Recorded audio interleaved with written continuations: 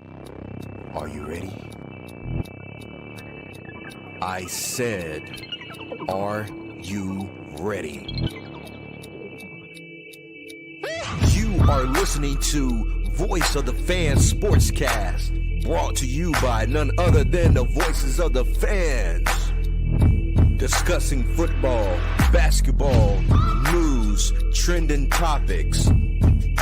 The one-stop shop for all things sports. Voice of the Fans Sportscast.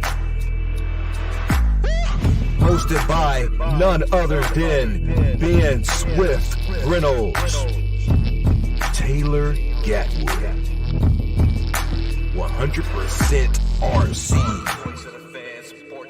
Professor Damian Flowers, and Tyler Wright.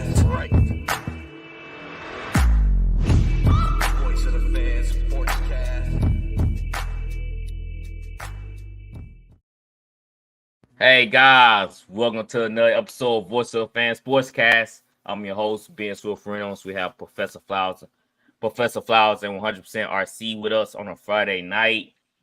What's going on, fellas? Happy Friday. Happy Friday. Much needed, man. I couldn't wait for the day to be over. Like, how it gonna be hot? It's like 75 degrees, man. Temperature dropped 20 degrees. Come on, bro. I'm getting tired of Mississippi. Dang on lives in Mississippi. Tornado watches and warnings, and you go from that to 40 to 30 degree ice storms. Ain't that crazy? Man, someone got to change for real. That's how people whoever controls the central air and heat, they got they need to go get checked up. They body temperature fluctuates. Like, they need to do something. All right, man. We got NBA analyst with us, Dustin Bishop, in his king chair. What's going on, man? I'm in the bed, man. You gotta give him a raw. You gotta give him the raw treatment, or something. So, man, we're gonna talk to some NBA. Let's go ahead and dive into it.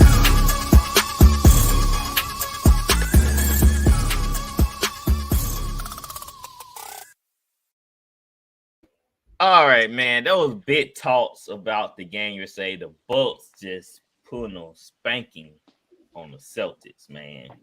Like, it was so bad. I think they benched their starters in the third quarter, if I'm not mistaken. Whole second half. Man, score was 135 to 102. So, a lot of NBA talking heads are asking, should we be concerned about the Celtics going forward? Heading into the later in the season and the playoffs. Dustin, what you think? The Celtics always. They've been a good regular season team for the last few years. Mm-hmm. It just my only question about them is like what they gonna do in the Eastern Conference Finals, because that's where they always seem to fall short.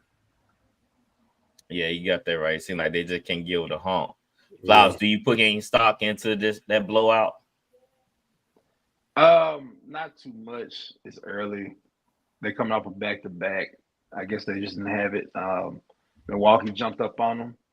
And I guess Missoula just had in his mind, hey, forget it. We're just going to sit you and ruin y'all gambler cards. And I didn't have money on this game with that, so I don't care. But I hope everybody played under on all the Celtic players or on all the Celtic starters yesterday. Because if you didn't, you lost a lot of money. Mm-hmm. And to be honest, I don't even feel comfortable betting on Celtic players. I don't bet on Celtic players. Yeah, I don't. Especially the light-skinned fella. Which one? Tatum. Like Tatum be drunk, like feeling like man. I don't know, man. Sometimes he feel like he want to be, the starter. And some nights he just like, man, I'll just put on cruise control. Vegas always does Boston. I don't know. Vegas makes it like Boston is this juggernaut team because they always have them favored by double-digit points. So I have to fade them a lot, especially if they're on the road. If they're on the road, they're not covering. That's just my opinion. Usually at home, they will. It just depends on who they play. But if they play somebody like this close to them or exceeding them, that they're not gonna hold up. They'll beat the bad teams, but we do got to worry about them when the season goes. Because I mean, we've seen it for the last 6 years. We can't, deny that Tatum, Brown, all these cats are talented, but they just can't get the job done. If it's Tatum not getting hurt, it's just them not getting it done. Right.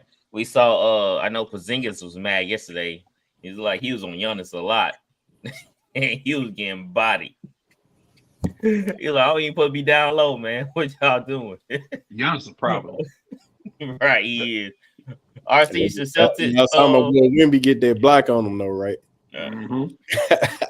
All right, but how can Young drop like 40 on him? Then he like, man, that's a tough. He's scary, man. That kid's scary. Because he's young. Wimby, what, 19? Yeah, he's like, well, he dropped 40 on him. Hey, you remember Giannis wasn't too far off that size when he first came into the league. Yeah, but would y'all say Victor is more skilled than Giannis at that? Yeah, definitely. Yeah. So that says a lot. Not even close. Right. So at 19, like Victor. Giannis was like a baby deer when he came into the league. So hey, that's scary though. At 19, he's showing promise. They just got to give him the ball. We making some tries this summer. Y'all need to. We're gonna run that Mary Catherine offense. Where she only touched the ball. Right. RC, so should Celtic fans be worried, especially going into the postseason, if they play against a team like the Bucks that's formidable? Man, can I be honest with y'all? Yeah. I'm just not starting to watch the NBA, man. The shit is just not. I'm gonna be sad when football season over. I watched the game last night, and I was disgusted with what I seen out of my team. But did catch the highlight from the Celtics and the Bucks, and I realized that the excuses they played it back to back. I mean, that's a poor excuse, fellas. I mean, they get paid play basketball. I mean, they young. Best of the best. They supposed to be evolution happens, so therefore they ligaments and tendons are made out of something rabbit. They got rabbit tendons and frog tendons. I mean, they supposed to be superb athletes, and they can't hold up. And seeing the way the Celtics are, y'all exactly right. They are one of the most inconsistent teams. And I'm gonna tell you about that light skinned fella you talking about. He messed up a few of my cards last year. He ain't been on one this year. And when I start really getting into betting, he won't be on one because I don't never know which Tatum I'm gonna get. The one that look like the MVP of the league, or the one that look like the second best player on his team. So, right. So it's a lot of questions that need to be asked about I wish what Jason Tatum would do more is like get to the basket. I mean, he's 16. I don't know why he settled for threes so much. Like he loved that step back three. He loved it. I never understood that. If you that tall, why would you like consider a step back when you can just pull up over a guy? Who you blame? James Harden. If like you blame Steph Curry for the three, you blame James Harden for the step back three. Because like he said, it got 6'10". Like he literally 15 feet or 17 foot or getting downhill. Adopt that the young LeBron James mindset. Nobody gonna stop him. But okay, keep stepping back, shooting the fadeaway. You go not from even stepping back. Just like you say, go downhill. I guess the 15, 17-foot jump shot is literally dead because if you 6'10", man, you can eat that alive. Because nobody can stop you going downhill if you hitting brakes and pulling up, getting that consistent 15, 17-foot jumper, man. You're gonna average an easy 25 in today's league. Easy. Yeah. If it works for KD. Exactly. My thing is I challenge her. I say I bet you can't make that shot. Like I need to get that consistently. Shoot the step back, shoot the 27 foot. Right. No, the only thing that can get him to stop doing it is if somebody said, I bet Kobe would do it. Yeah. But check this out. The guy that has the 3-level scorer in the league, the most dominant player in the league, the most efficient player is Jokic. Jokic got 3 levels. I can score at the basket, 15 to 17 foot, then I can step out and shoot a three. When you got 3 levels to your game, you're unstoppable. KD used to have it. You know, Kawhi has it. Kawhi has it when he plays. Wemby has it. Wemby's gonna be one of those players where you're gonna have to defend me 3 levels. The issue with Tatum is, like you said, it's like it's either a layup or a 3. And when he's in the post, he fading away. Like, you're too big, dog. Like, you know, one power dribble, shoot over the guy. But what do I know? You know, what do I know? Well, I mean, if he get a mismatch down there, you know, if he get a smaller guard or something, I can understand that.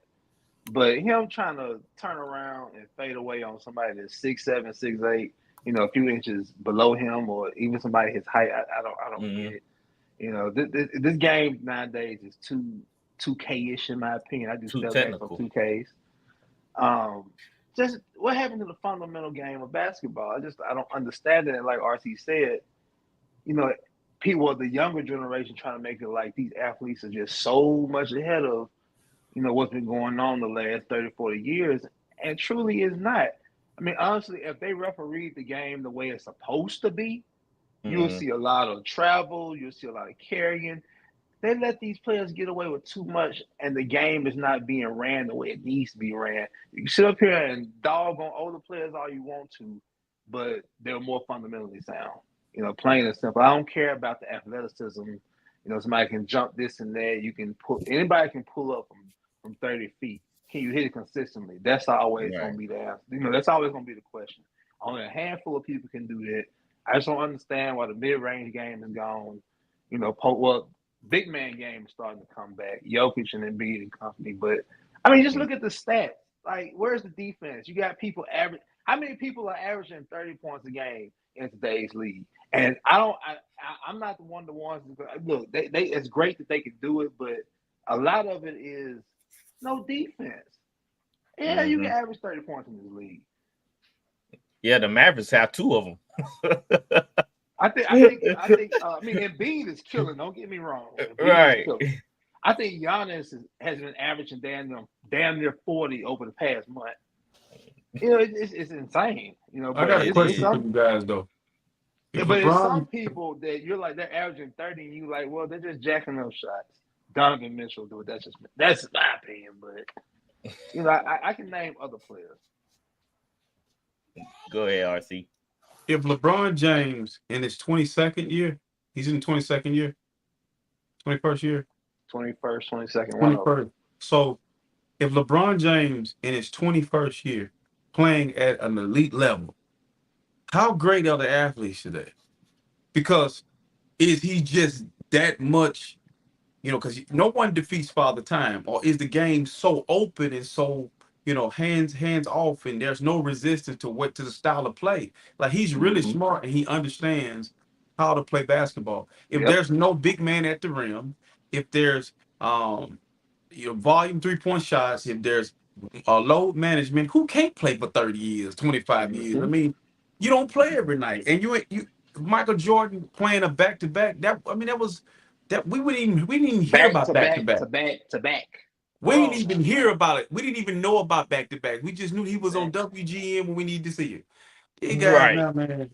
Early 2000s too. Where's that WGN? Spurs used to go on that road. Dustin, what's the Spurs road trip when they used to have to go on like with a 15 to 20 game road? You know. Oh yeah, that's in February when the San Antonio rodeo in town. Right when the rodeo came back in the early 2000s. I don't know about it now, but you think the Spurs back then carried about a back-to-back? No, they didn't. They played the games. They were getting compensated, and it wasn't no big fuss. But nowadays, I just don't like RC saying we sit up here. Well, not us, but people sit up here and brag about how far along the athletes are today. But hell, y'all can't even do a damn back-to-back. So how are you better than the 90s players, the 80 players that wasn't making nothing, but out there, you know, sacrificing and busting their asses, you know, 82 games per year, where the majority of them played all the games. Right. And getting paid less at that. Much so less. It is really just mind blowing at this point. The month unknown said RC got a point with James stepped back. When James Harden was on Houston led the league in 3-point attempts multiple times more than the Prime Warriors. Yeah, they did jack up a lot of threes. Analytics, man. Yeah. James I do have, Harden. I mean, he didn't know anything but that step back through when he was in Houston. and he was traveling most of the time. That's what get me about James. He was traveling most of the time. So I do have a question for y'all. I go with Dustin. Which all-star caliber talent do you see moving before the deadline?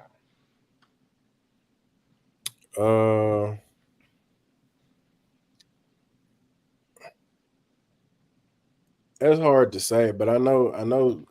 Well, I guess he'd be a borderline. Was Siakam an All-Star last year or no? He's been an all-star, but Yeah, I he can't been an remember about all-star, so last. that's still He might have all-star been. He caliber. might have been one last year, or the year before. Yeah, that still qualifies because he been an all-star.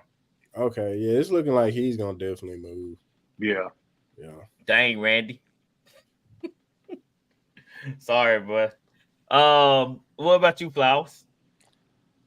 Honestly, other than Siakam, I mean, if you just want to say all, I don't know. I just feel like the word all-star is so overrated nowadays.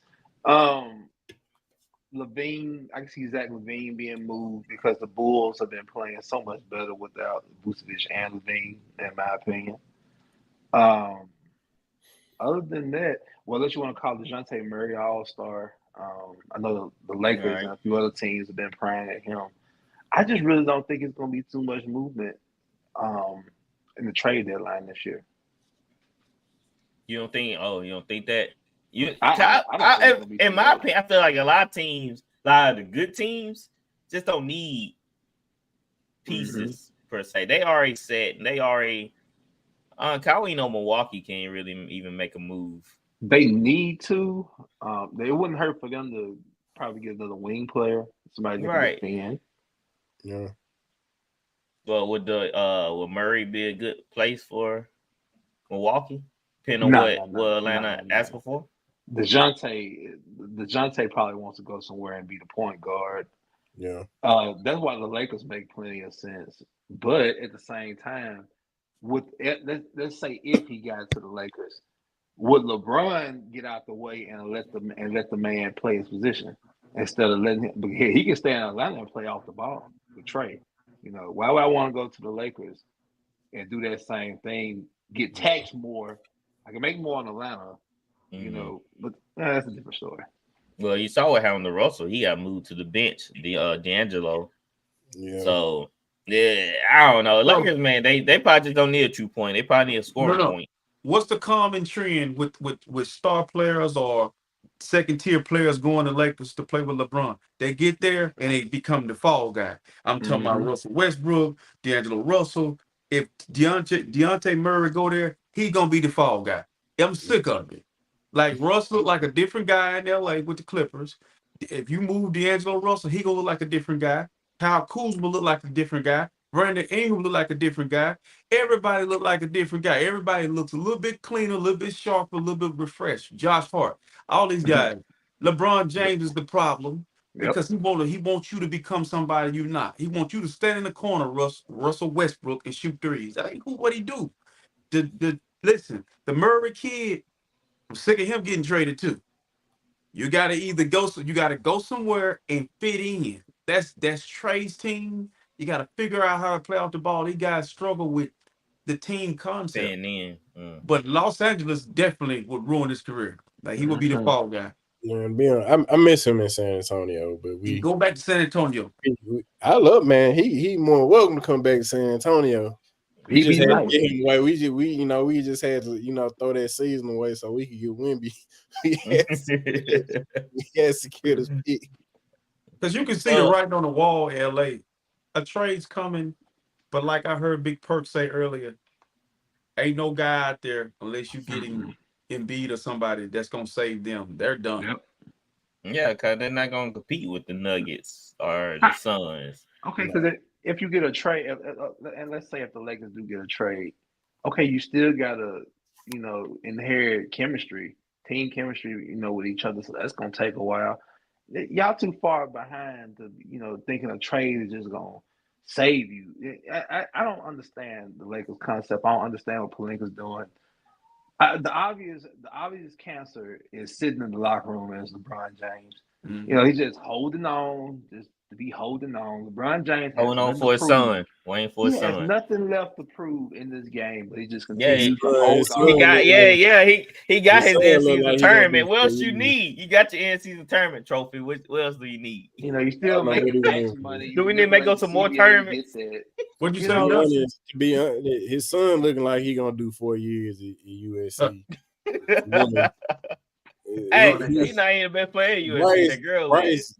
Bryce, the younger son, he may get to the league before Bronny. I agree. Well, that girl at USC, she taking over. I forgot her name. Oh, they talking about they should do a love basketball too. With her. What's her name? Huh? What's her name? Her Dustin, name? Google her name. You know, Dustin, it's a light skinned girl. I can't remember her name though. So I because can't she remember her light name. skinned, I'm supposed to know her name. Yeah, bro. You know all those females. You and Tyler. Tyler be naming all like Miles Moore, man. It Tyler just be naming them. I'm like, Whatever. You used to be in you love got, with. you got posters? Wait. Ben was in love with Candace Parker when she was in Tennessee. No, man. Ben, you ain't in love with frog legs. That man crazy. Bro, listen. So is it true? Like, dude is like in his 21st season, but you know, if the guy drop his nuts and trade him, he's probably more valuable now than he's ever going to be. Like, if you're not going to trade him, you know, I think that's the only thing that could save the Lakers, because they gonna give up. If they trade for someone right now, they got to give up future assets. I'm talking about assets. They don't have anything though. Yeah, it ain't gonna. I don't know, bro. I got to move him or AD. Bogdanovich. Oh yeah, Muscle known said unless somebody trade the Lakers, it's a pity move. Like, why would you? Bogdanovich not a 3-and-D guy though. He's a shooter. Yeah, But he's not the defensive guy. Look, but everybody the Lakers needed, they traded away. Josh Hart, Ingram, Kuzma, all these glue guys that the Lakers could be using right now. Who would have thought Kuzma have his own team?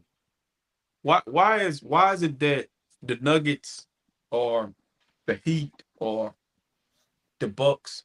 I'm not gonna say the Bucks, but certain teams like that says use the Nuggets. They don't need anything. They just show up and they work with what they have. Mm-hmm. You know, no trades are being made at midseason. They drafted. They drafted their players, well, them. You know, they're stuck like glue together. And the Lakers have always been, but let's buy it. You know, yeah, that's right. You know, company. You know, it works in a sense, but now it's not it. They always have gotten rid of their best players. Like, listen, I love Kobe. I don't really like Shaq, never have. But Eddie Jones could have been just as good as Kobe Bryant. Y'all gotta understand. Eddie Jones, you're right. You're right. He was mentoring Kobe Bryant. Like, he was Eddie Jones was the guy. Go look at some of them highlights. Nick Van Exel was the guy. Yeah, Nick Van Exel. Imagine if Dale Harris don't mess it up and you keep Kobe, Eddie Jones, Shaq, Rick Fox, Robert Horry, and Nick Van Exel. They was on the same team together, dog. They was on the same team together. So when I tell people this, man, I'm like, you know, Lakers have always traditionally got rid of their good players to get the star. You know, what they did with Shaq, you know, you got rid of Vlade Divac and other people. It could their whole roster.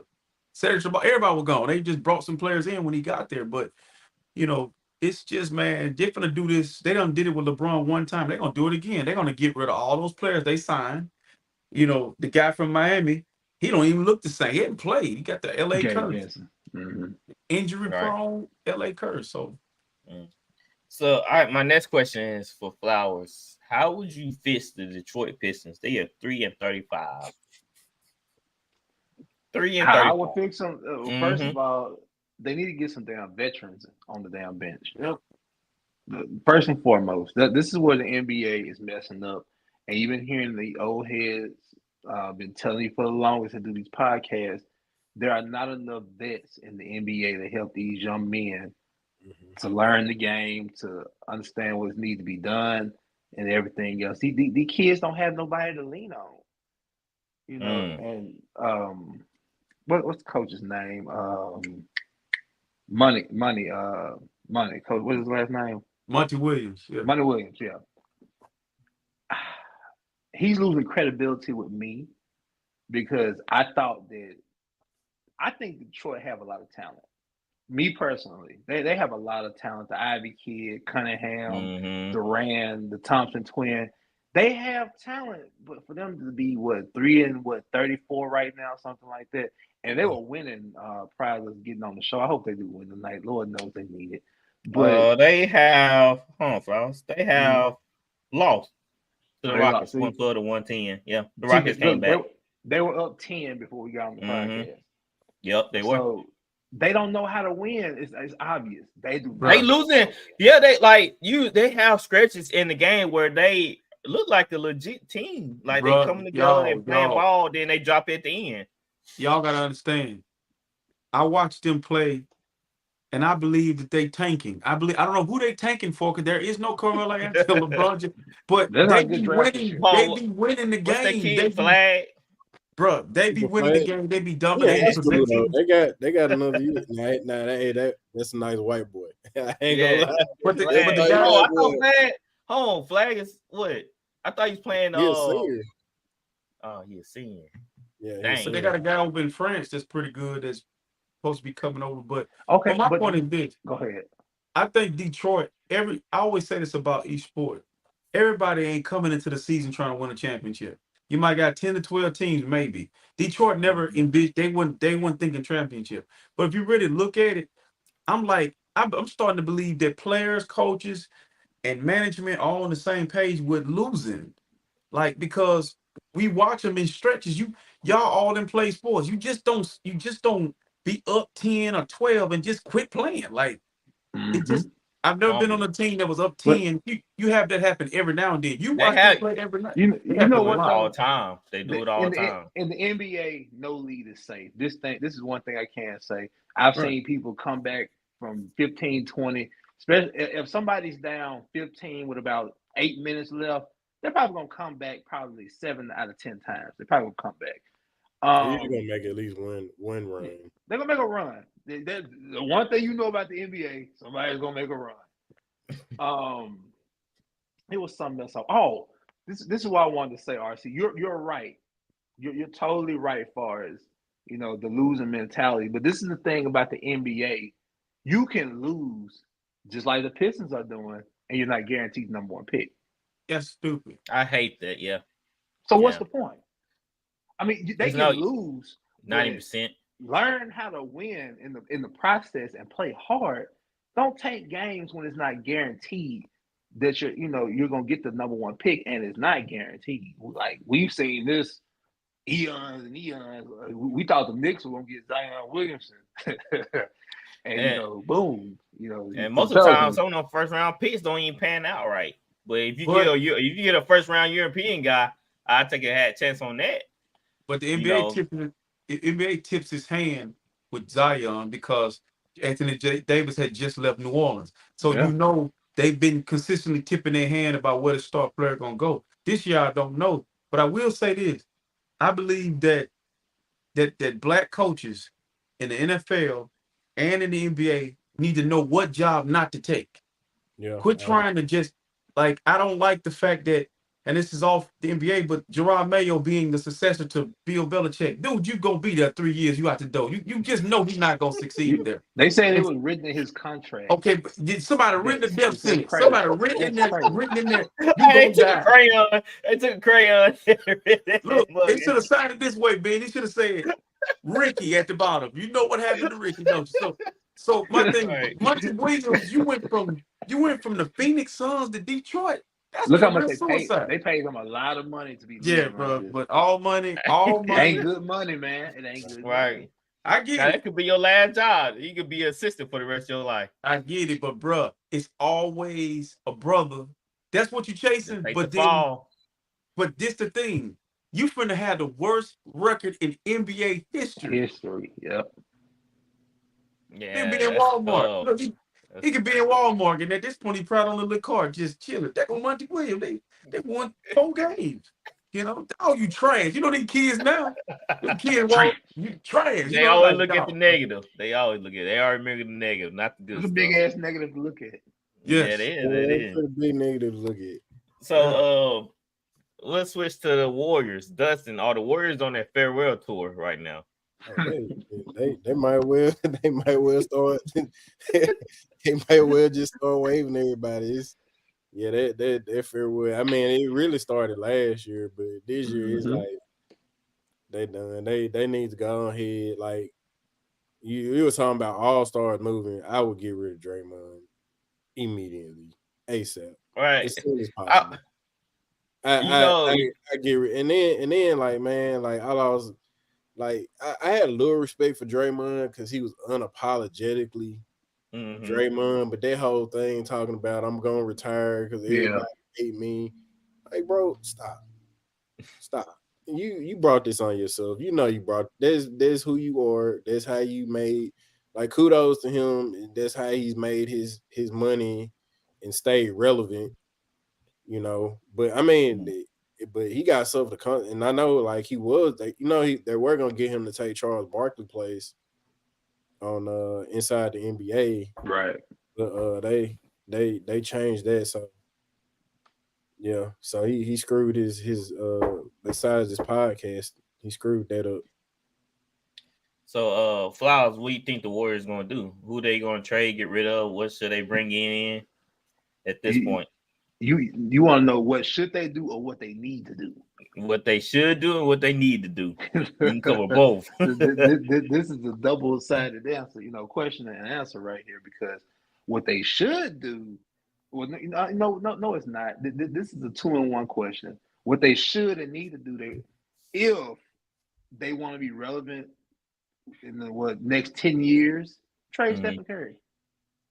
Because you're not going to get any value for Klay Thompson. Klay Thompson is shooting is wide open shooting airball 3-pointers. Draymond is Draymond. Kuminga might have some value to him.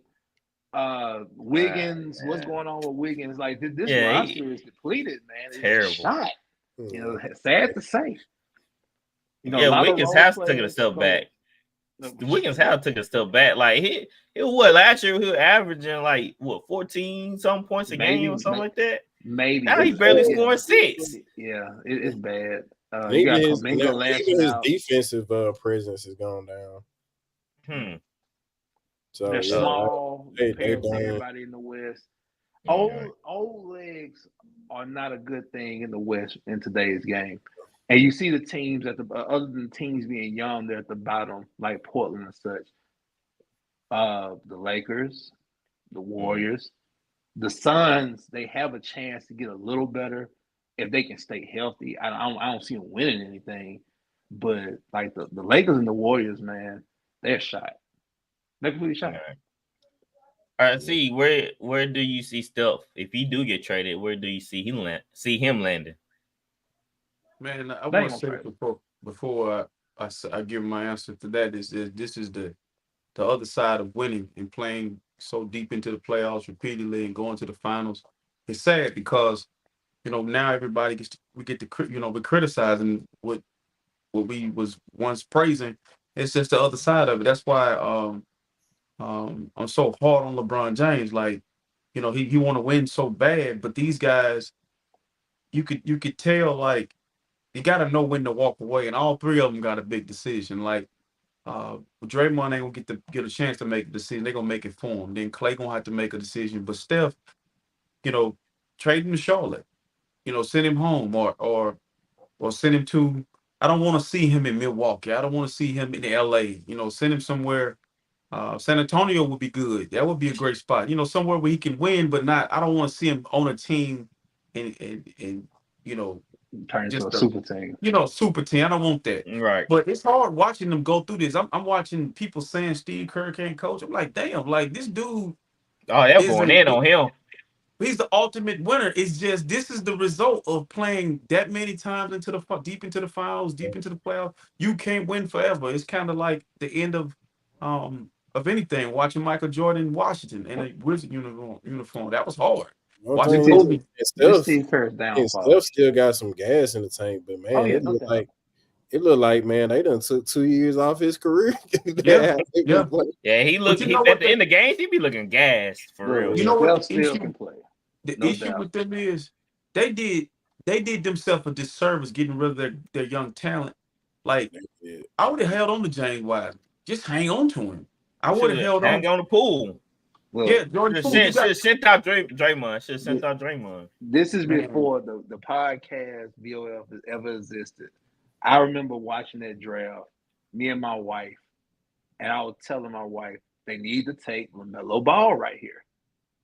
You know, I understand LeVar wanted LaMelo to be his own ball player, but I understand why they took Wiseman. But this is when Klay Thompson was hurt, right? So my thing was take LaMelo because Steph can play off the ball. Let LaMelo grow up with Steph, and you would have a future when those guys got older. That was me thinking that, about 4 years ago. But like they took Wiseman.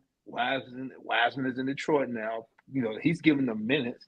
They can use James Wiseman right now because they need a big body.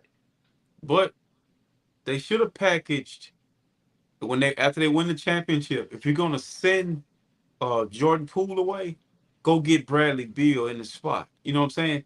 Like my deal would I would have packaged Poole with someone, maybe Kuminga or somebody, and got back Beal. You can't just let Poole walk. Like that. You can't trade him for. I don't know what they got back for Poole. Nothing. Okay, it was so just to get Chris Paul. Yeah, Chris Paul. Okay, so listen. I forgot about Chris Paul. That was the death. That was the last. That was the final blow in the Warriors dynasty and what they are. When you bring in a guy that's injury prone, and you bring in a guy that can't defend, bringing a guy that's shell of himself. Jordan Poole was good enough to get back Bradley Beal. I just feel like that him and another piece, Bradley Beal would have been great with the Warriors. And draft picks. Put up unknown's reply. Oh yeah, I forgot to read his comment. He said, "Don't trade Steph. Make no sense to trade Steph and keep Clay and Draymond. Steph been playing great. Get rid of Draymond, Clay, and Andrew Wiggins. But that's not even gonna get nothing in return. Let me say why. I know. Well, go ahead. It's not that I'm saying trade Steph because he's playing bad or I feel sorry for him. I'm thinking about it from an organizational standpoint. Do you yes, Steph deserves to retire a Golden State Warrior. Don't get me wrong. But do you want I'm just speaking for Golden State fans. Do you want that to turn into what the Lakers have turned into? Prior to what LeBron came and gave him one championship, and they're still not relevant.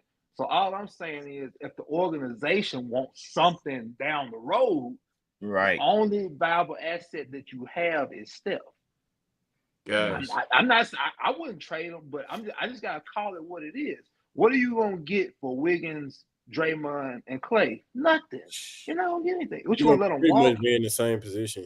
Right. Yeah. They're open to luxury tax, so that they're paying bukus of money, for this team. So once that all go, okay, if they let Draymond and all these cats walk, who are you gonna bring in? I mean, it's too many questions. $1 million question. They're gonna have to. Unless they're just gonna go down with the ship. Yeah. Hey, don't be surprised, because this dude is just he want to play with everybody. Don't be surprised if LeBron James end up in Golden State at some point. Because okay, but if LeBron James goes, and this is a hypothetical, the first thing LeBron gonna have to do that he's not doing now is take less money. Yeah, but I'm saying here's the thing. Here's a hypothetical. Just he's always tipping us or telling us who we want to. He don't play with damn near everybody. That's true. Who's left to play with? That guy he always talking about and bragging on. If right now in the NBA, two organizations are mirror images of each other. It's Golden State and Los Angeles. The only difference is Anthony Davis is in his prime, but he looked like he's past his prime. You know what I'm saying? LeBron James is in Steph Curry's shoes. Same amount of rings, same issues. Everybody around not playing up to his level or to his ability. But then Draymond is a foregone conclusion. Once Draymond started kicking people in the nuts, I knew right then. Let me tell you something. That's kind of like you pump faking, and the dude never jumped. I heard Barkley say this. Once he started pump faking in the league, he knew he was done. Once Draymond backhanding people, you just Backhand people. He ain't interested in playing basketball. he know he's in the era of basketball where won't nobody slap his ass back. I just feel like Draymond set them back years with the antics, bro. Like really, Draymond should have been gone from Golden State. He shouldn't have gotten an extension. You gave a guy an extension he landed more punches than he scored points now. I mean, it just That's wild. He averaging 2 punches a game. It is. It's a great clip. It's a great clip back from when Artest and Metal World Peace was playing. And Draymond, they got into it. Draymond, he just walked away. I seen that. When playing crazy meet real crazy. That's right. Yeah, he like got Rod Test like what? He like nothing. It's like a black bear messing with a grizzly. You call me, coach? You call me? Yeah. He walked away. Artest had Kobe scared. Go get it away from me, man. Don't bite my ear. Don't bite my ear. You gotta be all right. So let's go to NBA scores real quick. The Warriors is beating the Bulls 116-108. The Heat beating the Magic 88-82. The Timberwolves are beating the Trailblazers 104-71. The Spurs is beating the Hornets 106-75. You know the Trailblazers got beat by 62 last night. Yeah. Yeah, by the Thunder. Yeah, the Thunder. Yep. Dame somewhere loving it. This the man y'all gonna give my number. He told Scoop. He said, "Hey, y'all got Scoop. He ain't gonna be able to replace me." Who got beat by 62? Trailblazers got beat by 62 last night. Man, I don't never remember no team getting OKC. Mm-hmm. Well, the Spurs are beating the Hornets 108-75. Ball came back tonight. Didn't matter. Dang. The Clippers are beating the Grizzlies 120-104. And the Jazz and Raptors, they just started. The Jazz beating the Raptors 28-25. But the final score of these games, the Pacers beat the Hawks 126-108. The Rockets beat the Pistons 112-110, and the 76ers beat the Kings 112-93. Wow. All right. Before we move into the player of the week, where is it? We are brought to you by Raz Energy. You feeling a little down, you need a little pick me up, grab you one of these bad boys to get your day going or continue to go throughout your day, especially tonight. I'm drinking on peach tea. So got you one of these bad boys. So let's go on to the player of the week.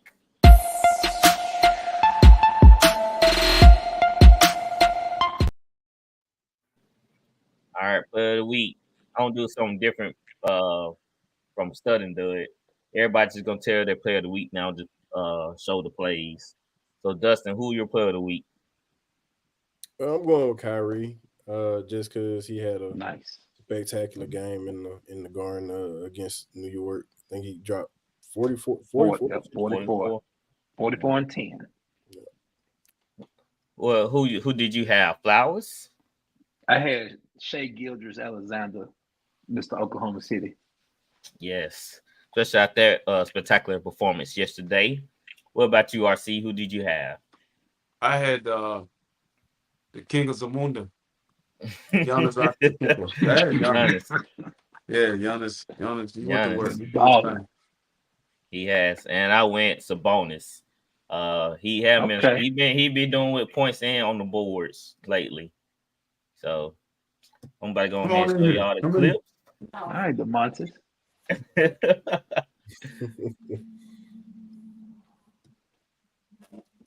Jones has it. Solid defense. Got away with not boxing out. Kyrie Irving. Usman Jang trying to make something happen as the ball goes back to the perimeter. SGA, little Euro step, and then the nice reverse. And now Holiday ends up on Giannis. That's the counter. Giannis the turnaround. Terry had a 5. Shot clock's down to 3. Looking like That was a sweet See, jump shot by Giannis. man, come on now. Giannis with sticking that knee out like dirt. That's dangerous. Hey, Giannis hit that consistently. Man, that's what I'm saying. I'm like, dang, Giannis. Man, Like, you all Giannis here pull that put some move quick out. in this game. He gonna be something else. Man, that's what I'm saying. Tatum can get down the post. Like, you seen Sabonis with the little baby hook shot. Man, them easy points. Easy points. Quick backstory. Well, a history lesson for you guys. When I had this whole like evolution of basketball with the post game, and what I just seen right there, all those guys were playing in that 15-foot to 17-foot range we were talking about. And so what's crazy is it's there. You know, like and most of these guys coming in the league 6'9" to 6'10", it's like, man, look, why not? Why? I mean, that's probably 15 to 16 points a night. Why would you go down there and score points? Like, it's there. Y'all to kick that leg out like dirt. I'm excited for him, man. Like, Giannis, look, I'm gonna say this back, and we move on. Giannis, I love Giannis, man. I started to pick him as my player of the week, but I figured somebody else was gonna do it. I love to see Giannis grab that board and get down that court full head of steam, because either he about to dunk on you, Euro, and now he got to turn around, fade away now. Say, come on now, I ain't watch mad out, at you, Giannis. Watch out. All right, so that was our first time doing player of the week. I hope y'all like it. We will be moving on to NFL. Dustin, you got anything else you want to bring up before we move on? Let's see. I don't think I was on here. I ain't been on for a while, but shout out to Luca last month because he got that tick and he said old dude was just mad because he was busting his ass. I ain't gonna lie, man. Luca. Hey Doc. Nice. Hey Doc. Luca, man, he really do be pissing people off. Like, I feel like Luca would really piss you off. Like, hey Doc, here you go. I want you to know, man. You and Shaq probably got the biggest damn chair, couch, whatever that is. That's a big ass couch, bro. Like, the king is back. Yes, indeed. The king is back. The whole hair can sit on that couch, boy. I know, right? So don't pan the camera down, your legs swinging down, Doc.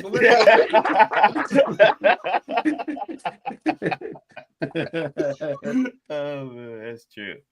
All right, Justin. Thank you, bro. We'll catch you on the flip side. All right, brother. All right, man. All right, man. Take it. Right. You too. So let's go ahead and dive into the NFL game. We'll start off with the Browns versus Texans versus Browns. Texans versus Browns. Whew, man, this is gonna be a good one. RC, who you riding with? Joe Flacco. I'm gonna tell you why. NFL like storyline. Damn it, they got one if they get the win here, because you got Joe Flacco going to play the Baltimore Ravens, and you got a team that already played Baltimore that, you know, that got a great defense. I think I like CJ Stroud. I like what they build in Houston. If they able to win a game in the first year of DeMeco Ryans, everybody look out.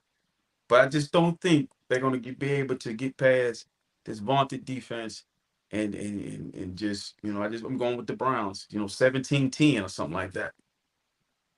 Yeah. Who do you have, Flowers?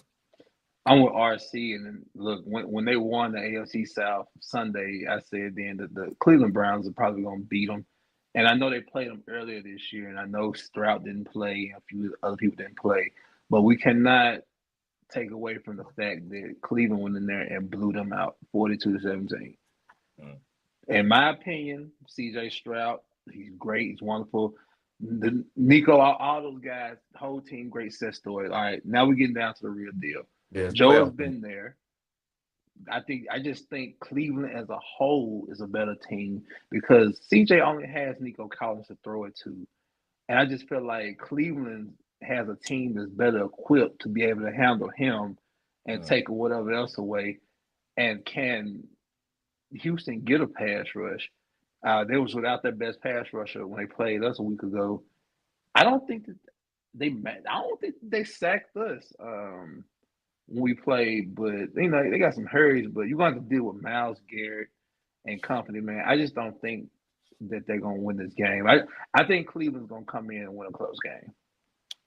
Man, I was thinking about this game earlier today. I really want the Texans to win. I mean, CJ Stroud is a great story. How he coming in as a rookie, just lighting the league up.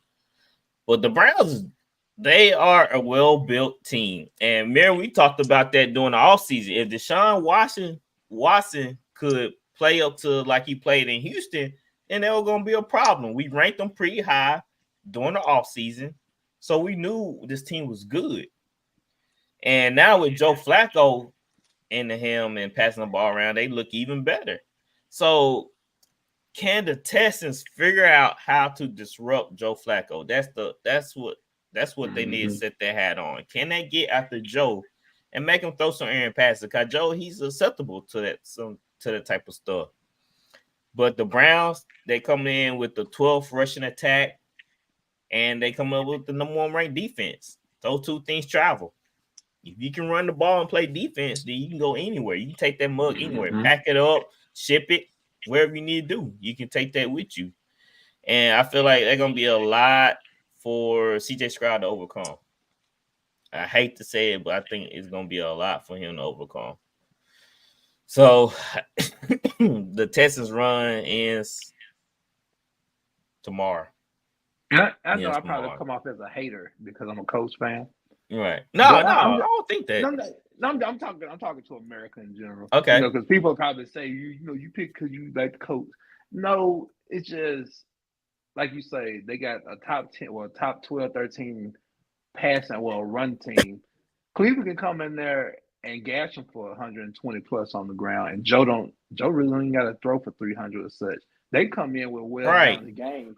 The main thing is that Cleveland and Myles Garrett is probably going to come in and put some pressure on Stroud. And Nico Collins is the only person they're not playing against Indianapolis. They're not playing against 2 rookies on the edges. This is what my decision came down to. Nico Collins is not going to have 195, in the air.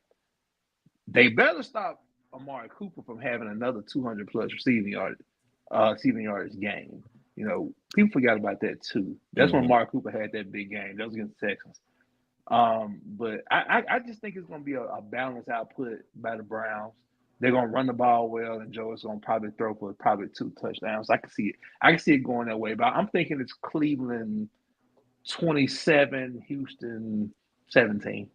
Yeah, but I can see that too because the Browns are number 1 in time possession, so they're gonna slow the game down. They ain't gonna be a shootout. They're gonna make the Texans drive. They'll make them work. CJ Stroud gonna have to work for every yard, and that's what the Browns do. They wait till you turn the ball over. They 30 interceptions, so they very opportunistic type defense. All right, let's move on to the Chiefs and the Dolphins. Tyreek funny, bro. He said they brand new over there. They too famous for him. He said he tests Kelsey. Kelsey tests him back, talking about he said he gets he on that Taylor Swift thing. And he said Patrick Mahomes thing, he ain't talked to Patrick Mahomes since they beat him. So Dolphins, they got a lot to be worried about. Did y'all see that speech by his name is skipping me, the coach for the Dolphins, Mike McDaniel. Yeah, Mike McDaniel. How he was talking to him about adversity. So Flowers, is this the test the Dolphins need? Dolphins have been tested. So we can't sit here and act like now this is a we can't sit here and act like now, though. Now they're being tested. They've been tested all year, and a lot of tests they failed. When it comes to a formidable opponent of the Dallas, they beat Dallas. But yeah, we know Dallas is iffy on the road. But that's a different story. New season here, playoffs. I am curious because I haven't looked. I am curious to see the injury report for Miami. I want to know if Mostert and Waddle's playing, if you don't mind.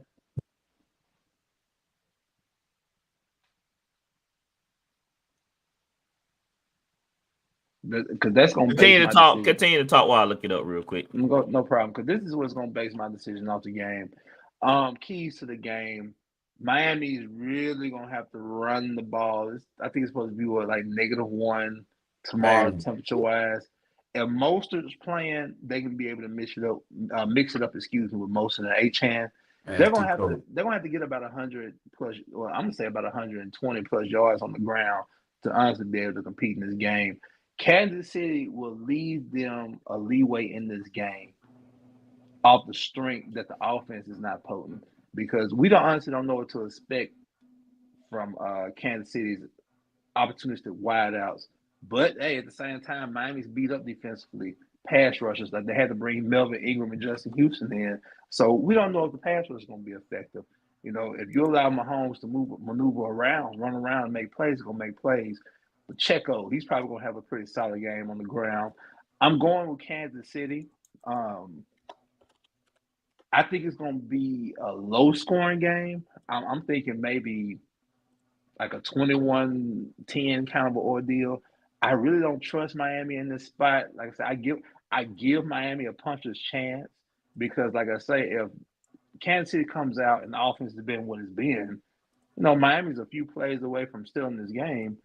And if they can get at Mostert plays, if Waddle's back, especially if Waddle and Mostert's back, Miami stands a very good chance, because that allows Tyreek to have his one-on-ones. They can't double him, because if you double him, they go Waddle's way.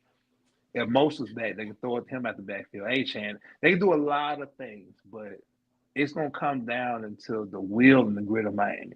Are they tough enough to go to Kansas City and dance with the big dogs? But I'm going to go with Kansas City. And 0 degree weather. Right now, Raheem Mostert and Jalen Waddle are listed as questionable, but they're limited all week. And there's 5 other players who's on the re-injury report but didn't receive game time status is Tyreek Hill, Jalen Ramsey, Achane, Teron Arstead, and Eichenberg. Okay, they're gonna play, but I'm still picking Kansas City. As long as Kansas City don't turn over the ball and do anything crazy, they should win this game. Yeah, Kansas City are -4.5 point favorite. I want to say something about that too. I'm picking Kansas City, but on my parlay ticket, I'll probably make 2 or 3 tomorrow. I will have Miami like +7.5. It's gonna be an interesting one. That's for sure. RC, what you thinking about over there? Kansas City gonna win. Miami has not proven all year that they can beat a good team on the road or at home. I think nothing changes. I said this about Dallas and other teams. Like, this ain't the time you figure that out. You should figure that out throughout the season. You got 18 weeks to prove that. Every team in the playoff now is the best of the best. They it's gonna be tougher. Everything's gonna be, every play counts, every possession counts. And I just think Miami is not built right now to win close games. Now, I would love for them to prove me wrong, but I think Kansas City's receivers are going to let them down. I just feel like they're going to make more plays. Mahomes is going to make more plays than Tua. But one thing I don't like about the National Football League with these weather games and them broadcasting how cold it's going to be, and the coldest game in NFL history, everybody should have retractable domes. I agree. Nah, I don't know. I like the elements. That's the whole point of going. Have the element, but you can close the dome. Because we're in 2023, man. All this macho shit. Man, you ever had frostbite? You ever felt like your toes gonna come off? No, you ever been so cold you feel like you're gonna get frostbite? That's not necessary. So you saying have it in a dome, but open up the sky, No, I'm saying having it optional. Where you can. Well, that's what I have a problem with. That's the whole point. That's the whole point of home field advantage. But I'm saying it's not really a home field advantage for Kansas City. It's not gonna be a home field advantage for anybody. It was a home field advantage back in the day, but these like Green Bay, prime example. The mystique of playing in the frozen tundra. I hate to keep harping on this, but the 49ers went up there twice and beat Green Bay when it was frigid. Like, how was that? It's rare. It's rare. It's rare occasion. But I saw a game where Dallas was warming up against Chicago. It was snowing, it was cold. Half the Dallas 4 team wasn't even on the field warming up. They was in the locker room. And guess what happened? That. And guess what happened? They lost their game. When was that? It was 3 or 4 years ago. Okay. But what I'm saying is, you broadcasting it being the coldest game ever, and it's on Peacock, so people want to look for it. But I think, to me personally, it's not an advantage for either team. And this is a different type of player. Like this is a different player. This ain't Ronnie Lott. This ain't Lawrence Taylor. This is Kermit the Frog and Fish. These guys. So you think Tua won't be affected? His arm. Listen to me. Let me cut you off real quick. I heard a stat on this. In cold weather games, I think Tua is like 0-6. I think he got like 5 touchdowns, like 8 interceptions. But his arm strength is not made for cold weather. I don't think that's what it is, Ben. I'm saying, I don't know, bro, that home field advantage, cold weather or just a rainy, like it don't matter in today's game because these players they don't embrace that. Like I really feel like in my heart, nobody's saying. Who? TJ Watt, they come out there with their shirts off and I kind of disagree with you, RC, because like people that stay in these areas, they have to embrace it. So that's what gives them the advantage. So that's what like Buffalo, like you going up to Buffalo. Remember the Eagles play against the Lions in that snow game? Did it look like Buffalo was at home last year against Cincinnati, or did it look like Cincinnati was at home? Well, Cincinnati playing that elements too. Cincinnati's cold. Okay, but I'm saying, listen, I guess what I'm saying is it's like broadcasting that this is going to be the coldest, whatever. It's not. It's not an advantage for either team. It's not an advantage either team. Like Kansas City is like, it's going to be so cold. It's going to be snow. So hold on, us Mississippi boys, we going up north. I'll ban in Chicago. There's no way I'll be able to play a football game. No, I'm saying that cold is different. I've been in Chicago. That junk cut through my skin. 32-degree weather here once playing football. I didn't like it. My feet were cold. Like the ground is hard. My hands. My cleats couldn't dig into the ground. It's a lot to go through. But like the NFL, they got heated fields. The fans on the sideline, they're blowing heat and everything. But once you get going. In the cold, you don't feel it because your body's moving, your body's hot. Hell, I sweat in the cold if I'm working. I sweat in the cold. I guess what I'm saying, guys, is it's not an advantage for either team, it being negative, whatever. I don't think Patrick Mahomes is saying, yes, it's going to help us. Of course not. Or the Dolphins are saying, nobody really want to play in it. It's a disadvantage for us. It's a disadvantage for both teams because at some point in time, it's real cold when you get your ass kicked. So at some point, if it's not a close game, when the Dolphins better not be down 14, that game gonna be over. If they down 14, it's a wrap.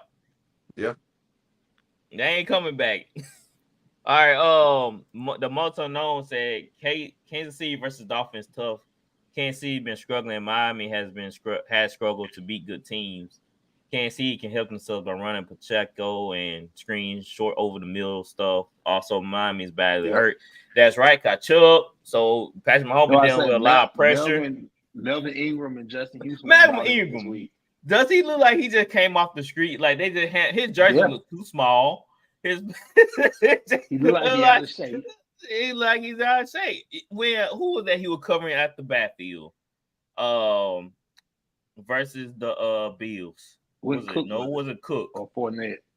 It was one of them. Man, he was beat by 3 or 4 yards. Melvin Ingram was a rush in. He's not about right. He got caught in coverage. So that just. But that's weird, man. The weird thing about the Miami Dolphins before we move on, it just blows my mind. Is when these guys go and they build the McVays and the McDaniels and the LaFleurs, they come off under that tree and they teams be injury prone just like Shanahan's team. They take on the same energy and personality that their team is injury prone. Like you look at the Rams, injury prone, the Packers, injury prone, Dolphins, Niners, they injury prone. So it's like, to me, I feel like that's the issue with the Miami Dolphins right now. You talking about you can't even. Their running back has been a revolving door. So Yeah. it's tough. Can't stay healthy. All right. The Bills are going against the Steelers. RC, Quick who do exit. you have? I got Buffalo because Pittsburgh don't belong there. I'm gonna tell y'all right now. Pittsburgh benefited from Joe Burrow getting injured. Because if Joe Burrow don't get injured, the Cincinnati Bengals are in the playoffs. Mike Tomlin, the best thing Mike Tomlin got going for him is that win streak. But that's it. He is riding, living off of that. I am of the belief I'm not going to give him no pass because he no brother. He is a mediocre coach at this point. It's no difference between Mike Tomlin, Mike McCarthy, Sean Payton, Bill Belichick, Ron Rivera. The list goes on and on. Them guys they can't get you to the dance no more. All they can do is get you to the front door. That's it. You ain't going in. You ain't going to party at all. Get to the front door. So you don't think there's a testament to what the Steelers head coach been doing? Mason Rudolph. They run with Mason. You got to play with the cards. What hand you been dealt? And Mike Tomlin done a great job. But that's what I'm saying. Like, you gotta do what you gotta do. And he been. Bro, listen. Imagine not for that organization. Maybe for the Saints, but not for the Steelers. They have a standard over there, and it's Super Bowl. It's playing at a level. It's like it's not accepted in certain fan bases, bro. You don't understand this, so don't block you off real quick because you don't understand it. This is you don't understand where Pittsburgh is traditionally known to be winners and Super Bowl champions and competing. Dallas, Indianapolis is in there. You don't understand it. We do not believe in mediocrity, getting to the goal line and doing dumb shit. We believe in competing for championship. That dude has done a great job of keeping his team relevant. We saw what happened. Jim Harbaugh kept Michigan relevant for 10 years. You gotta continue. Nick Saban was a champion. There's a big difference. You gotta be a champion. I don't think the Steelers were that bad. I mean, they quarterback. They were very bad this year, bro. They were very bad. Pickett, I think they were bad because of play calling, and because they have weapons, they have pieces. It's just Kenny Pickett haven't progressed none. He looked better at the end of the season. Brian Clark said, "You need to evolve as a coach. You have to change." When the coach brought in a younger guy, changing. Hold on, coach brought everybody's going younger. They're opening the offense up. They're not just trying to. What were the Steelers known for, bro? Running the football, right? They got away from that. You got to understand, like, and it's not a knock on Tomlin, but it's not. I'm not going to give him a pass. If this was Kyle Shanahan, if it keeps getting them to the playoffs and losing, what do that mean? You just occupying the spot. You're occupying a winning record. Go ahead. But that's hard to do in the NFL. I think that's why he fired the coach, because it wasn't getting anything done. That's why he did that, because I think he kind of knew that, hey, we need to shake things up. So we give him participation trophies. I think the Steelers are good. They just need a little bit more help on the offense side of the ball. They need, if they can put up points, because they put their defense in bad positions throughout the whole season. Giving out participation trophies. So if you can get your team, in that case, DA and the Saints should be in the playoffs, but he's not a good coach. He couldn't rally the troops, but Mike Tomlin somehow, some way, rallied the troops to make the push. He benefited from a better injury and a better schedule towards the end. Cause listen to what I'm telling you, bro. Look at the games when they was well, when everybody was well.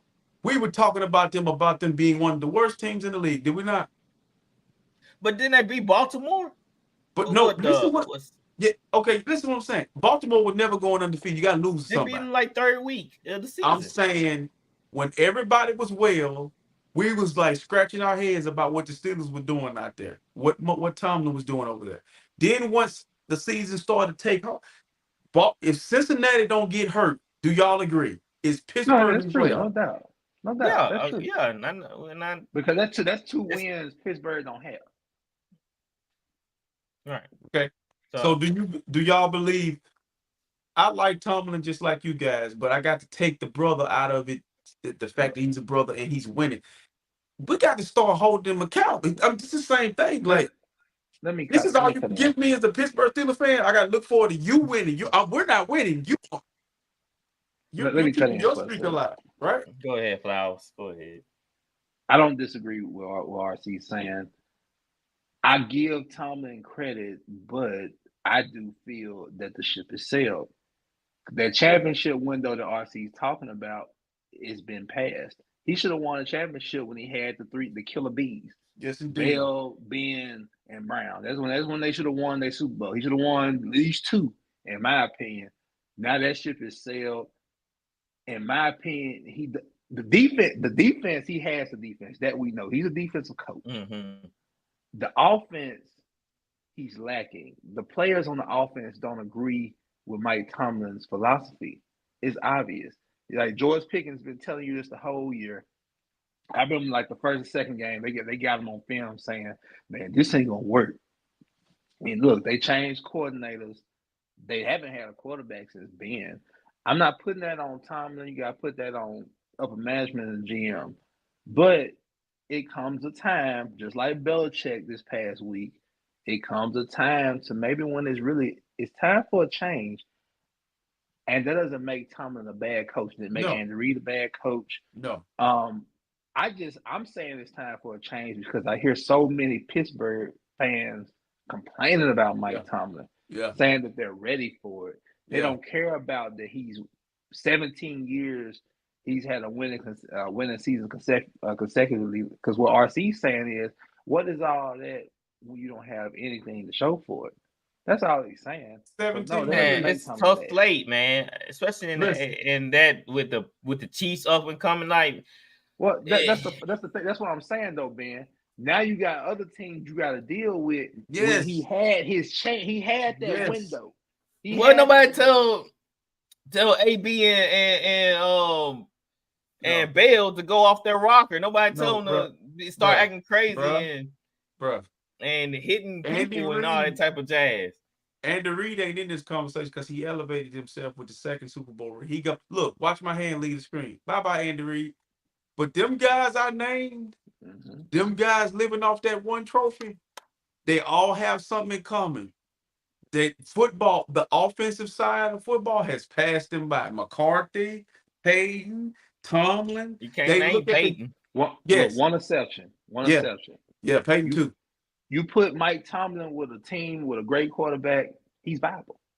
But listen, see, this is where I'll give you the pushback, give myself some pushback, because Flower just made a good point. If Mike Tomlin had Russell Wilson over there, I guarantee you he would. I guarantee you would be putting his hand in his back and trying to make it into he gonna let Russ cook. But this the problem I have with Tomlin. You have some say-so in that room because I know the Roonies and all. They're not racist. They're not deaf of ear. They're not controlling you. You pick Kenny Pickett. Yeah.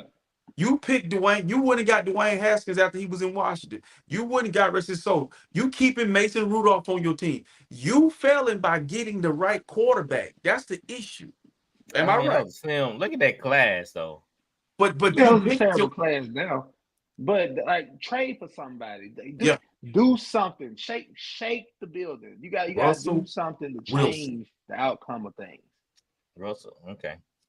All right, Floss, so who you taking? Oh, what you going back to say, RC? How Pittsburgh fare against Buffalo? If they come out and they play their asses off and they beat Buffalo or they close, I look at it differently. They look at the season different, but they get washed. Well, of course they're gonna get washed. There's no way they're gonna get washed, bro. I think they're gonna get washed because no way Mason Rudolph is gonna able to put a point. This is where listen to me. 1 to 3 feet of snow. This is playing right into Tomlin's kind of a game because he wants to ugly the game up and run the ball with Najee and Warren. This is playing right into Mike Tomlin's backyard. Mike Tomlin has Buffalo's number. I remember about a year or two ago when the season started, they go up to Buffalo and beat the Bills in the regular season. Well, I just don't know. The point spread is too damn big. I think they was like 10.5. I'm playing the point right now. It's 9. It's minus 9 right now. Okay, because people were taking advantage of that. It was 10.5 in the beginning of the week. That's too damn high. 9 is a high number. I mean, it could be covered, but I'm leaning more of the Steelers keeping it close and ugly, especially if it's snowing. Yeah, I can see. That's not good for either I team. can see. Go ahead. I can see the Bills beating them by 10. I can see I'm gonna say Buffalo's gonna win this game, but do not be shocked if the Pittsburgh Steelers win this game. Well, somebody getting upset this week. So yes. Why not Buffalo? I don't know. I see Buffalo. I don't know. I don't either. But somebody getting upset. It might be the Chiefs because they've been looking sloppy. The Bills versus Steelers. This game is going to be determined by whoever the Bills decide to beat. The Steelers are themselves. I give the Bills slight edge because of lack of TJ Watt would hurt Pittsburgh. Yes, so, TJ Watt is out, but look, Marcus Golden came into the game last week against Baltimore, and they didn't miss a damn beat. And Highsmith, Highsmith's still there. They got Highsmith on the other side. But like I say, if Buffalo come and they're different now that they got Joe Brady calling the plays, so they're gonna run the ball. But if it's snowing like hell and you got snow everywhere, it fits Buffalo more. I mean, it fits Pittsburgh more. Well, I feel like Josh Allen played in that element before. He had a dang good game. You sure? Besides the Bengal game, I'm not talking about the Cincinnati game. It was against it was a regular season game. It plays up to Mike Tomlin. He likes being the underdog. He can talk all that hoorah shit all week to those players. Don't nobody's giving. I'm telling you, nobody's giving you a chance and all that. They're gonna come out and play them. I had to see the Steelers offense body language. That's it. That's gonna tell me a lot. Yeah. If they're gonna quit, if George Pickens and Deontay Johnson gonna quit. Both of them can't quit. One might quit. I said one of them. When one quit, the other one getting the ball. That's right. Yeah. That's wild. Hey, George. Hey, cause Mike Tillman came to him. To George Pickens, like, man, I need 30 from you. I think he needed some yards. He's like, bro, I need 30. I need something from you, George. So the Cowboys and the Packers. The Packers are heading to the AT&T Stadium. The Cowboys are minus 7-point favorite. Okay, so that's one down too. Flowers, it was 8.5. Who do you have? Dallas is supposed to win this game, but do not sleep on the Green Bay Packers. I'm telling you now. You know what? The NFL script writers are on fire. Think about it. You got Houston, Cleveland, that Deshaun and stuff with that Flacco. Mm-hmm. You got McCarthy playing his old team. You got Tyreek Hill and company going to Kansas City. Man, look, these live storyline. They're on fire. That guy from WWE. That's why they write so good. Coincidence. Look, right. I'm gonna tell y'all now, America. On one of my tickets, the first 3 games we talked about, I'm playing the points with the underdogs. I'm playing the points. I'll bump that game up to 9.5. The Packers plus 9.5 because I don't think the Cowboys are gonna blow them out. The Packers can score points. Go ahead. What's so frustrating about Cowboys, man? You just never know, and so you just gotta take it for a grain of salt. You just don't think about all the games they play in the regular season. Don't think about the teams they beat, they blew out. It's gonna come down to what Dallas can do. Can they move the ball? Can they not turn the ball over? Dak has proven all year that he kept it under 9. He kept it at 9 interceptions. But now Jair slate. Jair is out. Jair Alexander is back, so he's gonna be on CD. He got hurt. He got hurt. He got hurt in practice Thursday. He rolled his ankle out. I guess he's gonna be okay. Yeah, he'll play. Tape that up. Yeah. Tape that up. Yeah, tape it up, son. Get out there. Tape it up. Bruh. But I just hate Dallas. At this point, I got a message for them. Go ahead, RC. Dallas Cowboy fans are the most annoying group of people on earth. Agreed. Every year, the issue I have with Dallas is they always the loudest in the room and they ain't did shit. They ain't been close to doing shit. It's kind of like sitting on the toilet constipated.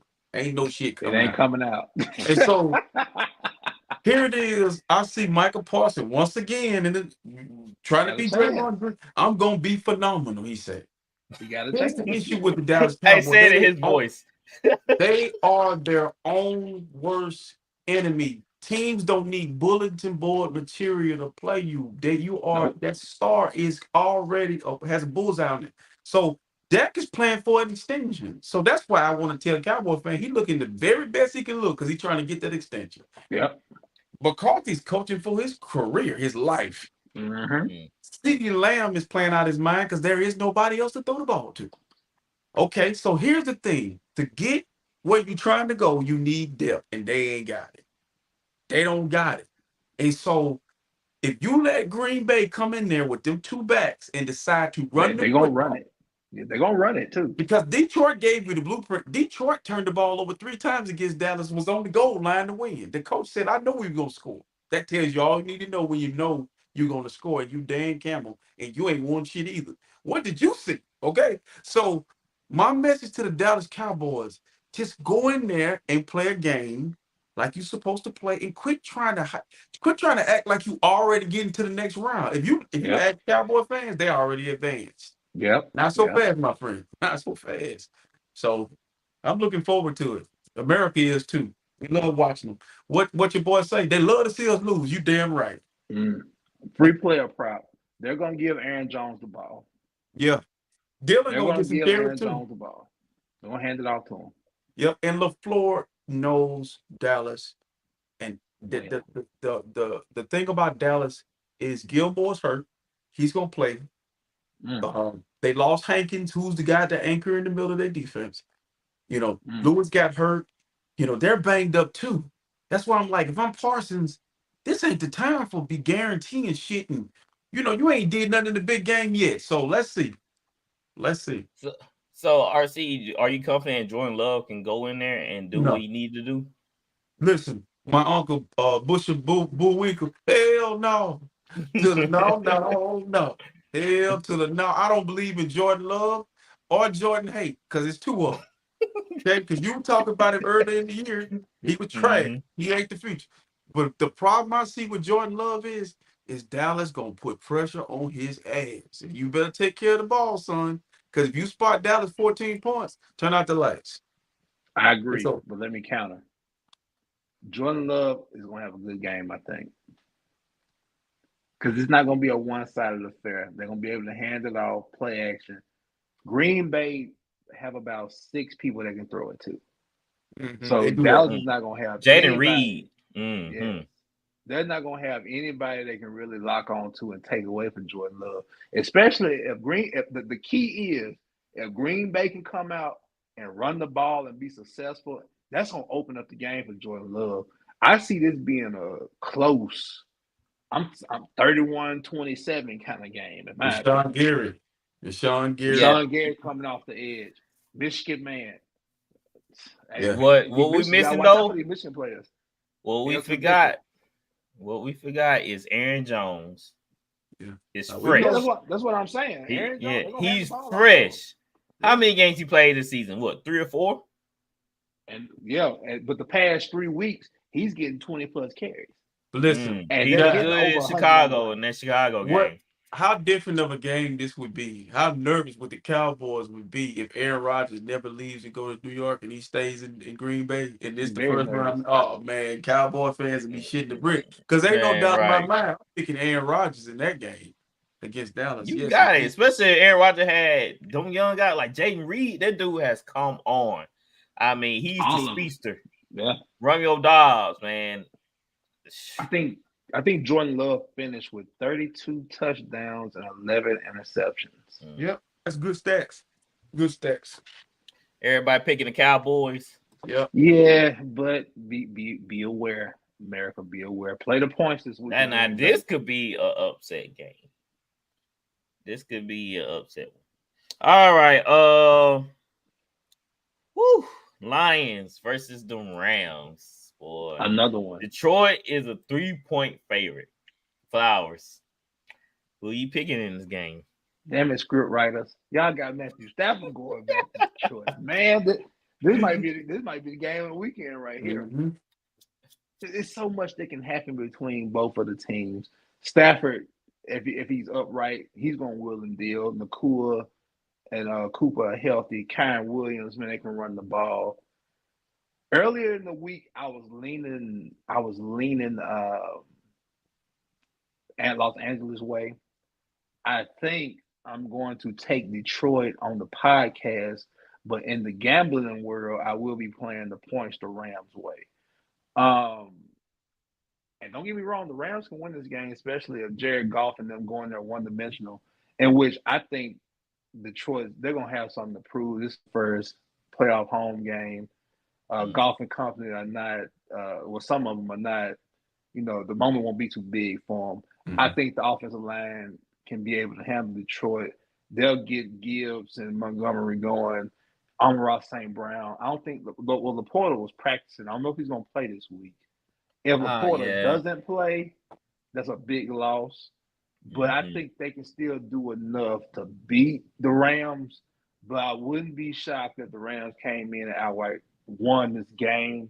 But my heart's telling me, as a Friday night, I'm going to pick Detroit. Who you riding with, RC? It's easy. Ain't no way I'm going against the state of Michigan at all. I'm going with Detroit until they play my team. And I'm going to tell you what. First game in a long time, playoff in that house. It's gonna be loud. They on camera, gonna be like kneecaps. He pissed. They want to get Dallas. They looking at Dallas. I'm gonna tell you where the Rams is gonna screw up with this. Don't get too excited about what's on the outside, because McVay gets away. He gets away from the run. He gets away from it. He want to throw the ball. Just force the ball to what's his name? What's his name? Pronounce it. Puka. He forces the ball to Puka. So, but what Detroit does well is they play well at home, and they're gonna be up for this game. I think my issue is I don't think that they have enough playmakers on defense to do anything with Detroit. The Detroit offense is a lot more explosive than I thought. Jared Goff showed me something against Dallas. Usually when you turn the ball over multiple times against Dallas, you get washed. And they didn't go away. You're going to have to beat Detroit. And I feel like they're going to give their fans something to cheer about. They're going to win this game. The Rams are going to the house. I think Jared Goff wants to stick it to the Rams as well. Oh, yeah. So this game can go either way. Now, Jared Goff came out this week and he said they asked him about the trade, of course, and he said he still remembers the trade. He still have the feelings about the trade. That kind of worries me. Why? How you thinking? Why? He want to stick it to McVay. That's But that's how sometimes you want it bad. You want it so bad that you screw up. And coming for him, like I feel like beyond that though. I seen him this season. Nothing past Jared Goff. I mean, we saw him lay that goose egg versus Green Bay on Thanksgiving. But you know what? And you know what the problem is though? Aaron Donald and where do the Rams spread pressure at? Up the middle. That's Jared Goff's weakness. When he get pressure in his face, things go bad. And Somebody else gonna have to beat him. But the Rams, you're not going to block. You're not going to just. You don't gotta have bookends to get to that guy in that offensive line. See, there is no Von Miller. There is no Floyd. This is a young group. If I'm looking at the Rams last week play the Niners, and Niners take their players out. The Rams play their players continuously, and I'm thinking that's the best y'all have. You better let Detroit win. Listen to me. You better let Detroit win so you don't have to come to San Francisco, because it's gonna be really personal, because we had a 9-game win streak against you. You shouldn't be in the playoffs if the Saints do what they're supposed to do. But my issue with the Rams is it's only a big deal because of the storyline. The Lions are gonna be poised to kick their ass. Look, I think the Lions want to play Dallas. They want to play Dallas bad. I can see Stafford and Sean McVay. Well, I can see Stafford still saying, "This is my house" at the end of the game. Okay, it can happen. It can happen. Yeah, you really we've seen it so many times with Detroit where we've been so sure of ourselves, But when the game at the end of the game, we looking like, what happened? What happened to Detroit? What? Well, I think that's unfair. I think Detroit has been what we thought they were going to be this year, and excluding the refs taking a win away from them. That's a 12 win football team right there. How many games Detroit win this year, Ben? Well, they won 11 games, 10 games, 12 games, 11 or 12. Okay, 12. Bruh, we talking about the Detroit Lions winning 12 games, dog. Like, listen, if they get their ass kicked, if they won 12, they the Detroit Lions. They won 12 games. I just think they got the makeup of a team. I'm gonna be honest with y'all. Of all the teams left in the NFC, they scare me because they run the football, they physical, they turn the ball over and be at your neck. You talking about Dallas at home, and he done turned the ball over, and they still at their neck. And held Dallas under 20, and held Dallas 21 points. They scare me, Ben. I'm gonna go with the Rams on this one. I ain't holding the Turkey Day. On side, even though I want the Lions to win, I think the Rams probably gonna take this. Mm-hmm. They've been hot, and then that's the team you did want to face in the playoffs was the Rams. That's what they're telling you. I don't want to play Detroit right now. I think Detroit's acceptable. I mean, we saw Baltimore blow them out. So I don't think 49ers have anything to worry about. Baltimore taking it to them like that. Listen, let me explain something to you about Baltimore. Baltimore blew out a lot of good teams. Okay, Baltimore didn't lose to an NFC team this year. Okay, so here's my thing. I want you to remember. Put them over here out the way. They exception to the rule. They're gonna lose to an NFC team when it matters, but right now. Hold that thought. But I feel like to say Detroit, Baltimore's been in this position. Detroit is this is a new position for them. I just think they're gonna seize the moment. They're gonna get at least one win at home. They lost to Seattle. They're gonna get one. Yeah, they're gonna get one win. They'll get one win. All right, last game. Buccaneers versus the Eagles. Philadelphia. Do we have to do this one? Tampa. The Eagles are a 3-point favorite. Who you have, RC? Man, these teams just make my head hurt. Like that's why I say I'm so disappointed. I'm glad you wore that damn jersey. I'm so disappointed in the Saints because why are we being forced to watch Tampa Bay and Philadelphia? Like New Orleans get into the playoffs with their talent, with a good coach. They're giving people problems. Tampa Bay, I know what's coming. Todd Bowles gonna be sitting over looking like he ain't brushed his teeth. And you gonna have freaking Baker Mayfield out there trying to be the midget version of Brett Favre. You know what's coming. Then Philadelphia, Lord have mercy. I've never seen a team lose.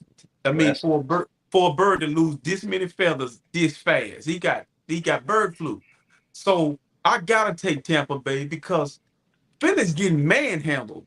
Like, dude, on both sides of the line of scrimmage, and it isn't weird that Jalen Hurts is really like he has any freak accident. Did you see his finger? Dude, yeah. It's like, but they say like it happened all the time. The way he was looking at it, like it was just nothing. Dude, he hadn't been throwing the football. He hadn't thrown football yet.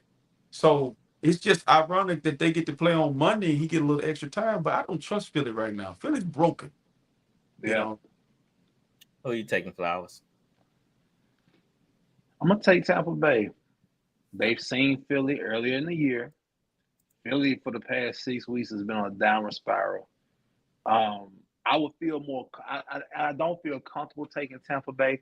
I would feel more comfortable taking them if they was on that monthly streak that they was on when they was scoring all those points. Yeah. After they beat Indianapolis, man, they went on about a month. Baker went on a tear. I feel better. I'm still gonna take them because I just don't trust Philly that much. And Jalen Hurts is hurt. The offense, the identity. We've been saying that they don't have an identity. I don't even think they got a damn mind. They have dementia or something the way they playing. They got every damn thing. I think it'll be a low-scoring game, like a 17-13 kind of ordeal. Wouldn't be surprised if Philly won, but I just feel like Sirianni and company have just lost that locker room, man. I just don't trust them. So I'm going to Tampa Bay. I'm going to ride with Philly. I just don't see Jalen Hurts getting put out in the first round like that.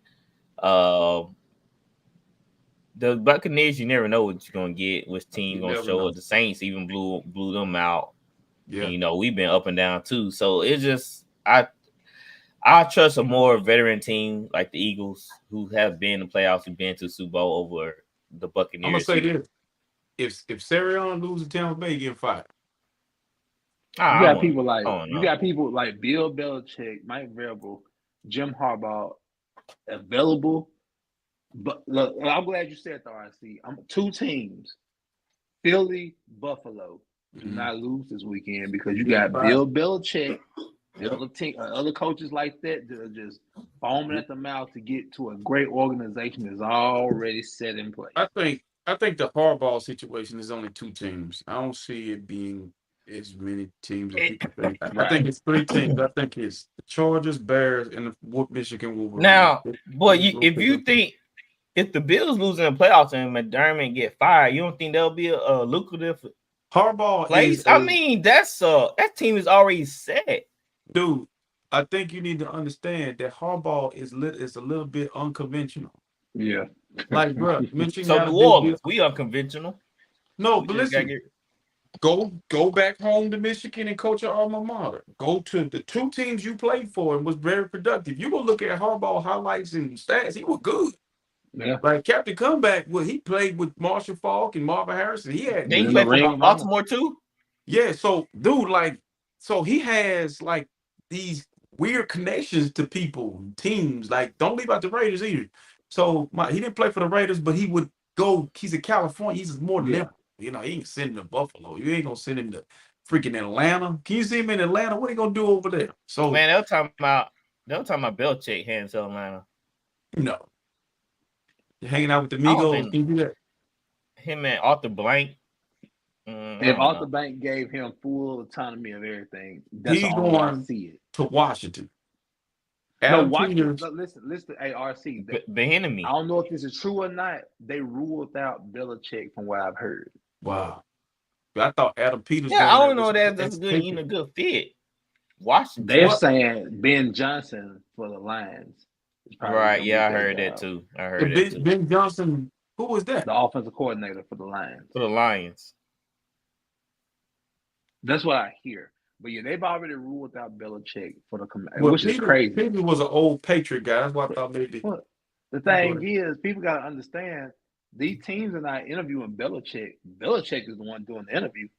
Yeah, and then they thinking about how long you gonna be here. You know.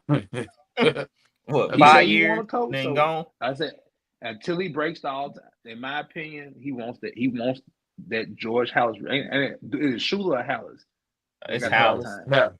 It's Shula. No, it's Hallis. Shula got the all time. Shula has all time winning coaching. He won it. It's Shula. So that's got to be a team that says, "Hey, we fine with that," because y'all be honest with you, man. Like if Nick Saban's saying he's too old to coach, and you're older than Nick Saban, you ain't gonna be in there too long. Because shit. Nick don't want to compete with the new age NIL. Yeah. Of the NCAA. Nick had it made when Alabama was winning. Everybody wanted to come. They had all the money, and he could control things. He can't control things. That's why he retired. Yeah. Yeah. You're right, RC. Is Don Shula with 328, then George Hallis with 318, then Belichick with 302. Mm-hmm. So he need to win 26 more games. 26 more games, he need to win 16 more games to tie Hallis. So, well, that's it for NFL. Y'all heard us. We gave our game picks. Think we're gonna win. It's gonna be a good slate of games this weekend. Hope y'all team lose. Wherever y'all are. So, hey, good show, guys. Good show. Anything else y'all want to bring up before we end? Man, look, y'all stay warm, man. Get you some chili. Yeah. Put your feet up. Thank God. Get some supplies. Watch TV, man. Relax. Anybody that's in the path of bad weather, go on, get you some supplies, get you some water, get you some canned goods, some snacks and stuff. Make sure you're good. What a might be a possibility. What a bad weather at? Where is it? Well, they say it's a possibility. Well, it's supposed to rain Monday, and then they might get froze over. You know, if a penny amount of ice drop on the ground in Mississippi, they're gonna shut the whole damn state down. Man, I hope they shut the whole state down. I ain't driving no ice. Well, hear about ice on the road. Shoot, I'm staying in my bed. They can forget about that. Well, it's supposed to rain it's supposed to rain, maybe snow on Martin Luther King Day. And then overnight it's supposed to be like 17, 15. So that shit's gonna freeze. I had a dream. Well, guys, I do have some great news. Let's see, can I upload it real quick? I hit on my underdog card tonight. Oh, good deal. Good deal. I wish I would have put it. Yeah, I did. I did the 4. Pull it down. No, I did the 4. I took look. All right, they had ball at 23.5 with points and rebounds. Were you under? Oh. I did it over. Okay. So that's my underdog card for the night. Congrats, man. Any money is good money. I'm trying to tell you, bro. Now I need to check my Bovada. Cause I put one on Bovada too. Let's see, did that make it out? Look, I've been in and out today, sleep and running errands and stuff. So I really wasn't able to bet anything today. I'm kind of disappointed in that. Tomorrow I will be back full-fledged. Yesterday, I had a 12-leg parlay. I hit 11 out of 12. The Winnipeg Jets let me down against the Blackhawks. That was supposed to. Well, yeah, because the Blackhawks been suspect this whole year. They're How about them Edmonton Oilers? Oilers, yeah, Oilers been straight, but them Blackhawks. Hey, Randy. Edmonton Oilers. I swapped. Hey, look, Randy, we gonna start talking some baseball. Y'all seen that Cubs? Got that guy. I can't pronounce the name. I ain't gonna try. I gotta practice that. But we got a new pitcher. We sent out Scrollman. Are you talking about from Japan? The pitcher from Japan? Yeah. They got him. I thought the Cubs got him. So my team, we the building Dodgers right now. Yeah. I thought they were talking about the Dodgers and that pitcher. They were talking about the Dodgers are gonna be the favorites to win the World Series. We're gonna see. Dodgers like that. Bro, they're automatic staple for the the win it pre-odds, of course. You got Ohtani, Mookie Betts, Freddie Freeman. Oh man, that's a lot, man. They got a lot. They got a super team for sure. With that being said, guys, we are brought to you by Bet Us. Man, we placing on bets to tomorrow. We saw me win tonight. So hey, if y'all want to get in the Discord, message me and I'll put you in Discord. Always trying to get money. You know what I'm saying? Get money. So NFL playoffs. Yes, NFL playoffs tomorrow. Y'all be attentive to what we're gonna be putting out. Guys, come on now. And I will you remember, was it last week I hit on college basketball? Yeah. So be aware. I've been hitting. We coming in high, as that song say. We coming in high. So check us out. Hit me up. Y'all want to join the Discord because we be putting our parlays and underdog cards in there. And we just trying to win some extra cash. That's all. All right, guys. Thank y'all for joining the show. We'll be back Monday. Oh, I don't know about Monday. That's a game. That's Eagles and the Buccaneers Monday. So we might be back Tuesday, same time, same channel. No, so tune in then and hit us up on IG. We are out of here. Blessings, man. Yes, sir.